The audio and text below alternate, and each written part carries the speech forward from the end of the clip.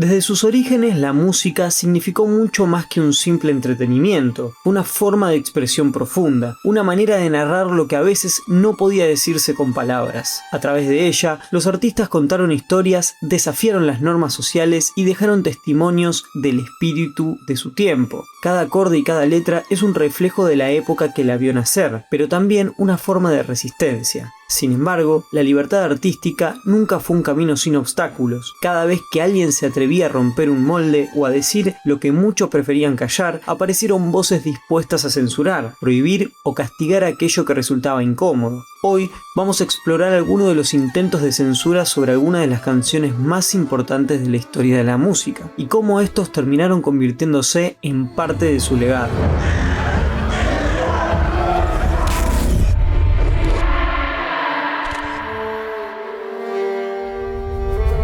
Seguramente te pasó alguna vez de escuchar una canción por la radio y no entender ni una sola palabra de lo que dice. Y aunque hoy nos parezca algo propio de nuestra época, la historia de la música está llena de temas tan inentendibles que desconcertaron a quienes los escuchaban. Pero hay uno en particular que llevó el desconcierto al extremo. Su confusión fue tal que terminó despertando la atención del mismísimo FBI.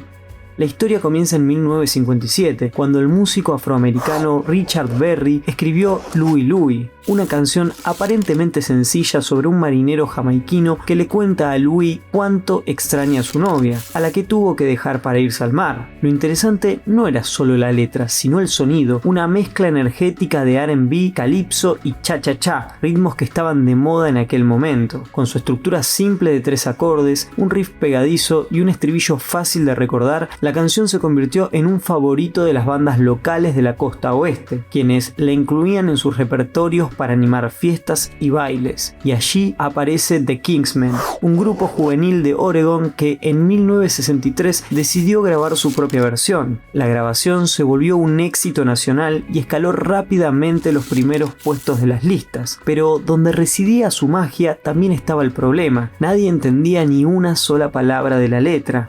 Esa ambigüedad desató la imaginación del público. Los adolescentes, intrigados, comenzaron a inventar sus propias versiones, muchas de ellas escandalosamente obscenas. En cuestión de semanas, Louie Louie pasó de ser un éxito juvenil a convertirse en una canción inmoral. Escuelas y radios la prohibieron y los rumores sobre su supuesto contenido sexual se multiplicaron en los medios. La polémica llegó tan lejos que el gobernador de Indiana decidió vetarla oficialmente en todas las emisoras del estado. Y lo que vino después parece sacado de una comedia. El caso llegó al FBI, sí, el mismo organismo que investigaba espías soviéticos y rastreaba pistas del asesinato de Kennedy, dedicó 2 años a analizar una canción juvenil. Los agentes escuchaban la grabación una y otra vez, a distintas velocidades e incluso al revés, intentando descubrir mensajes obscenos ocultos entre las sílabas distorsionadas de Jack Ely, pero incapaces de descifrarla, finalmente cerraron la investigación con un informe oficial que declaraba: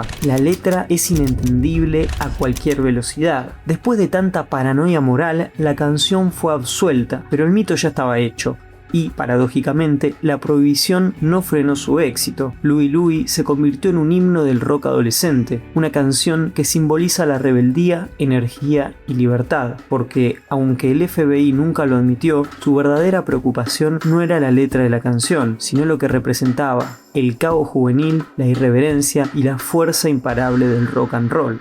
Algo similar le ocurrió a una de las bandas más influyentes de la historia. No hace falta ser un Beatlemaníaco para conocer Sgt. Pepper, un álbum revolucionario, lleno de psicodelia y experimentación, que cambió para siempre la manera de hacer y escuchar música. Pero toda obra que desafía los límites inevitablemente despierta polémica, críticas y, en ocasiones, censura. Ese fue el caso de Lucy in the Sky with Diamonds. No es un secreto que los Beatles experimentaron con diversas sustancias en busca de inspiración para algunos de sus discos más emblemáticos. Por eso, cuando muchos notaron que las iniciales del título coincidían con las de un conocido psicodélico, sumado a una letra onírica y el espíritu del movimiento hippie, no tardaron en interpretar que la canción era una referencia directa a la droga. La controversia fue inmediata y llegó a los altos mandos de la BBC, en una época marcada por el auge de la cultura juvenil y la preocupación prohibición por el consumo de psicodélicos, la cadena pública consideró que la canción podía ejercer una influencia inadecuada sobre los jóvenes. Así, Lucy in the Sky with Diamonds fue prohibida en todas las emisoras del Reino Unido bajo la acusación de promover el uso de sustancias. La decisión no solo desconcertó a los fans, sino que también marcó uno de los primeros enfrentamientos entre el rock y los medios tradicionales. La BBC, símbolo del conservadurismo británico, veía a los Beatles y en todo lo que ellos representaban una amenaza para los valores de la época. Aquellas letras surrealistas, portadas coloridas y actitudes desafiantes eran interpretadas como el reflejo de una juventud que empezaba a salirse de control. Sin embargo, los Beatles negaron rotundamente cualquier vínculo entre la canción y el LSD. John Lennon explicó una y otra vez que la inspiración había surgido de algo tan simple como un dibujo que había hecho su hijo Julian en la escuela. En él, Julian retrató a una compañera llamada Lucy O'Donnell flotando en el cielo, rodeada de diamantes brillantes. Al preguntarle qué era, Julian respondió con total inocencia: es Lucy en el cielo con diamantes. Lennon tomó esa frase y la transformó en una letra que evocaba el universo fantástico de Alicia en el País de las Maravillas. Pero el contexto cultural de los años 60 no ayudó. Cualquier mención a los sueños, los colores o las distorsiones de la realidad eran automáticamente leídas como un guiño al viaje psicodélico. La censura, lejos de sofocar la canción, alimentó la curiosidad del público. Los fans comenzaron a analizar cada verso, convencidos de que escondía un mensaje secreto.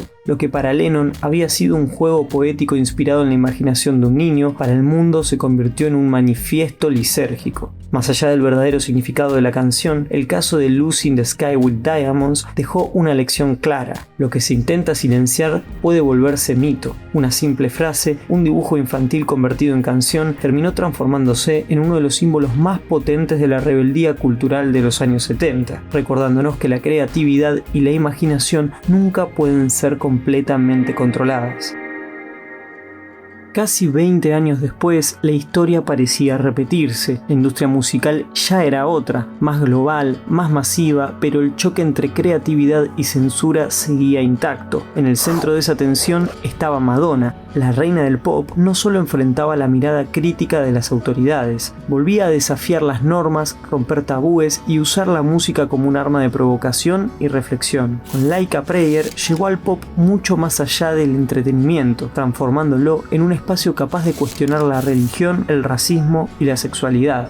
Después del enorme éxito de True Blue en 1986, Madonna buscaba ir más allá del pop romántico y explorar territorios más profundos. Quería confrontar los límites impuestos, inspirándose en su propia educación católica y en la relación ambivalente que mantenía con la fe desde la infancia. El resultado fue un disco cargado de simbolismo, que abordaba sin reservas temas considerados tabú en los años 80, sexualidad, espiritualidad y la tensión entre ambas. En lo personal, además, atravesaba su divorcio con el actor Sean Penn, y este proyecto funcionó como un canal para transformar su crisis personal en una obra introspectiva y desafiante. En 1989 lanzó Like a Prayer, cuyo sencillo homónimo fusionaba pop, rock, dance y gospel, con un impacto inmediato y explosivo. El videoclip, filmado en el interior de una iglesia, mostraba a Madonna presenciando una agresión sexual y defendiendo a un joven afrodescendiente injustamente acusado. En las escenas más polémicas, besaba a un santo negro, bailaba frente a cruces en llamas y rezaba entre imágenes religiosas y connotaciones sexuales. La letra entrelazaba el lenguaje del deseo con referencias espirituales, generando una provocación simbólicamente ambigua que pocos habían visto en el pop hasta entonces. Madonna explicó su intención. En la letra quería explorar la conexión entre el éxtasis sexual y el éxtasis religioso. La respuesta fue inmediata y contundente. Autoridades religiosas, en particular la Iglesia Católica, calificaron el video de blasfemo y ofensivo.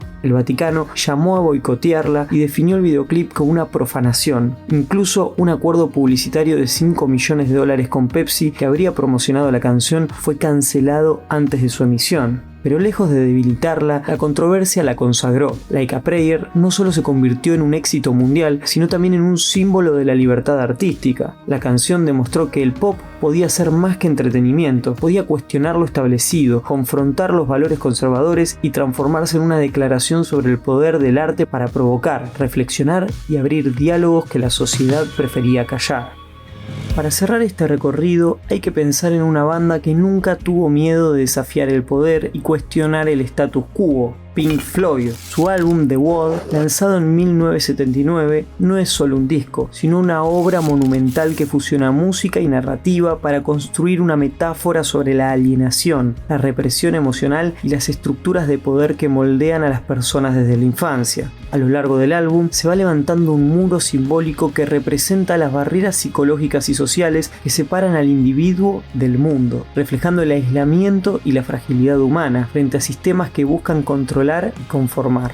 Dentro de este contexto, Another Brick in the Wall Parte 2 trascendió su condición de canción para convertirse en una denuncia abierta al sistema educativo autoritario de la época. Con su icónico estribillo "We don't need no education", Pink Floyd criticaba una educación basada en la disciplina, el control y la homogenización, donde los niños eran moldeados como piezas idénticas de un engranaje social que castigaba la individualidad y la creatividad. El impacto del mensaje fue inmediato y global. En Sudáfrica, a comienzos de los años 80, mientras el régimen del apartheid imponía una segregación racial brutal, Another Brick in the Wall se convirtió en un himno de resistencia. Los estudiantes negros lo adoptaron como símbolo de protesta contra un sistema educativo racista que los oprimía y marginaba. Las manifestaciones crecieron en intensidad y ante el temor de que la canción alimentara el espíritu revolucionario, el gobierno decidió prohibirla oficialmente en 1980, manteniendo la censura hasta la caída del apartheid 14 años después.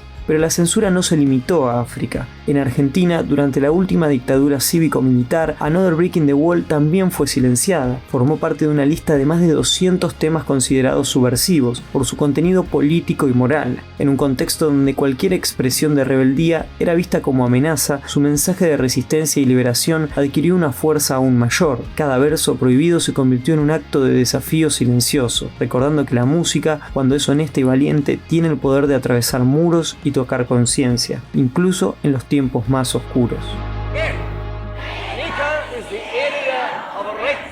La historia de la música está marcada por esa tensión constante entre la creación y el control, entre la necesidad de expresarse y el miedo a lo que esa expresión puede provocar. Y es justamente ahí donde ocurre algo paradójico. Muchas de las canciones que fueron perseguidas o prohibidas terminaron trascendiendo más que nunca. Aquello que se quiso silenciar encontró eco en quienes se sintieron también silenciados, porque cada intento de censura, lejos de apagar la voz de un artista, terminó por darle más fuerza, convirtiendo su mensaje en un símbolo de libertad y de verdad. Pero bueno, hasta acá llegó el video. La cantidad de canciones que hay censuradas, la verdad que yo no me lo esperaba. Así que se puede hacer parte 1, parte 2, parte 3, parte 1000 y todas son conocidas porque la realidad es que, censuraron a todas las canciones. Básicamente en algún momento de la historia se hicieron un poquito de ruido, si las canciones estaban buenas, fueron censuradas. Casi que es una forma de darte cuenta si la canción es increíble o no, ¿no? Así que quiero aprovechar para preguntarles si ustedes fueron testigos de alguna canción que escuchaban y de repente dejó de sonar, si la banearon ahora en estos tiempos modernos o si directamente las prohibieron de las radios y vos te pudiste dar cuenta. Por favor, déjenme sus experiencias y también díganme si conocen algún caso más de estos así de interesantes y quizás se puede incluir en el video siguiente. Además, siempre todos los comentarios que ponen no solamente los leo, sino que además son súper interesantes, así que por favor no se guarden nada. Y de paso me ayudan a mí, que la verdad que es como de alguna manera un agradecimiento porque el algoritmo me beneficia, entonces cada like, cada comentario es un gracias, me ayuda una locura. Yo sin nada más que añadir me despido. Suerte, che.